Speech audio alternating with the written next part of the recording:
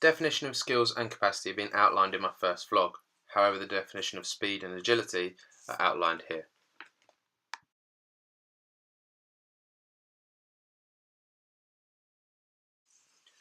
Athlete 1 is Jo. She is a pro hockey player and currently also part of her national programme. Over the last year, Jo has struggled with an undiagnosed left side weakness. Jo is seen here doing an A-skip as part of her speed development programme. Very quickly we see Jo's left knee travels towards the centre line of the body and subsequently creating a potential issue in her landing mechanics. In this slow motion double tap variation of the A-skip, we can see the issue clearer. Jo seems to laterally step during the piston-like action of the striking leg. As a national level athlete with good motor control, I would consider this a capacity related issue. With Jo's limitations seeming to be related to lateral movement of the knee during the skip, we have prescribed some lateral band walks to see if increased activation of the glutes could help with reducing this knee movement. We can observe Jo showing both strength and control in both movements, left and right. Here we have loaded the motion to observe if there is an instability in the trunk. I like to use this exercise to encourage the athlete to create a stiff, sharp landing while maintaining a good postural position. If we freeze this, we can see Jo is capable of maintaining this strong postural position. However, this issue around the knee movement is once again very visible. Jo is able to maintain a strong balanced position during a banded split squat, which raises questions as to whether this issue is actually to do with the movement and balance rather than tissue weakness. During paused wall sprints, we can observe Jo creating a good striking position with a nice neutral spine. She is also able to achieve good triple extension of the striking leg while maintaining dorsiflexion with the front. Here Jo is doing a double knee drive skip, and we can observe at which point the capacity is limiting her movement. While she is able to maintain her body position and repeat the jump from the same starting spot on her right leg, this is not the case for her left. When we slow this down, we can see the lack of stiffness in the ankle forces Jo to jump laterally. After going over some corrective exercises, we can see some improvements to Jo's A-skip. Jo has been given a number of other exercises to add to her speed development program to try to improve this limitation to her movement. Athlete 2 is a recreational gym user who clearly shows a lack of understanding to the exercise. This lack of coordination is an obvious skill-related issue. When tested for mobility limitations, she shows a good range of motion at the ankles.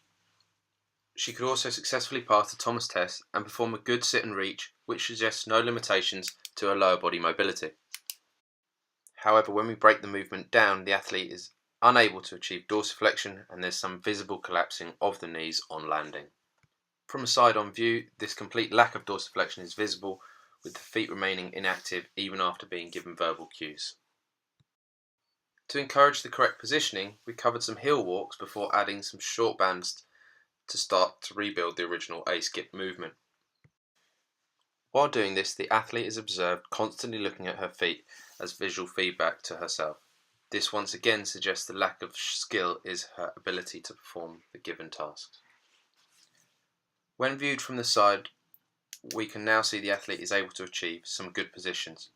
She has good knee lift and good extension of the standing leg, although it does display some features.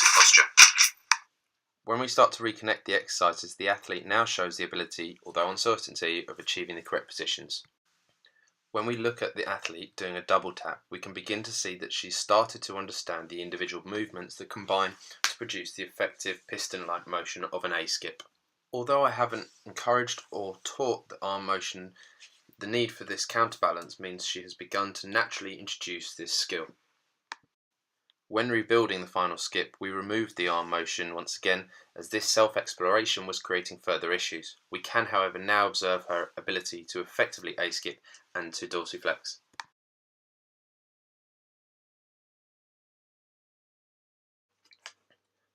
Here we have a zigzag shuffle being performed by Lucy, a recreational athlete who has very little experience in any specific agility drills. Her lack of skill is visible in her transition at the cones, where she appears to jump into the corner. She does seem to achieve a good leg position when accelerating, although is unable to maintain a good postural position when decelerating. We can see here her torso collapses and her centre of mass falls away from the ideal position. When given corrective exercise, the athlete displays a good ability to isolate the hip and also to perform an effective hip hike. With the trunk instability seeming to be a limiting factor, we also observed the athlete performing a side plank to see if this would highlight any capacity issues. However, she is able to perform and maintain a strong position. We also had a look at a back extension with periods of short isometric holds to observe if there was any weaknesses in the postural chain.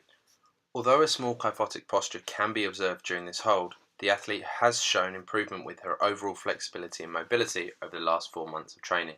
To help the athlete get out of the corner and hold a stronger position, she is given skater jumps. Immediately she begins to drive off and trust the outside leg more. When she refaces the zigzag, and we observe this in slow motion, we can see there is less jumping into the corners and she starts to hold a much stronger postural position.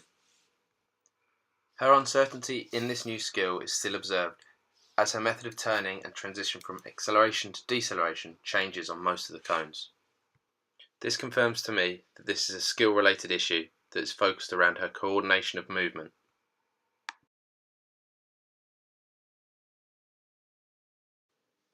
Athlete 2 is a recreational hockey player. He seems to produce good power out of the corner.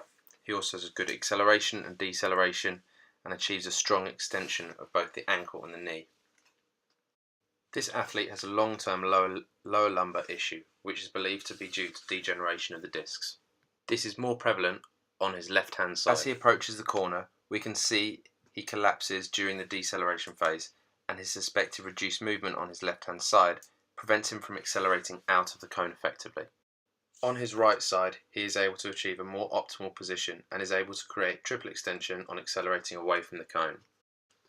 To investigate this capacity issue, the athlete is asked to perform a number of exercises.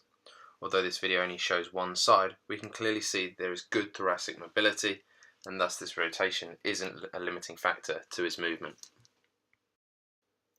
However, when asked to perform an iron cross stretch, the athlete becomes visibly uncomfortable and shows limiting ability to straighten the left leg. We can assume that this limitation comes from the lower lumbar spine, where this athlete has had previous injuries. We can see when rotating to the right hand side, he's able to achieve a strong position with good range of movement. During this basic leg rotation exercise, the athlete displays a shortened range of motion when rotating to his right hand side. When rotating to his left, he is able to perform a smooth rotation while maintaining a good neutral spine. At the bottom phase of his right side rotation, we can see some restriction to his movement, and as he tries to return to a neutral position, some stuttering within this too.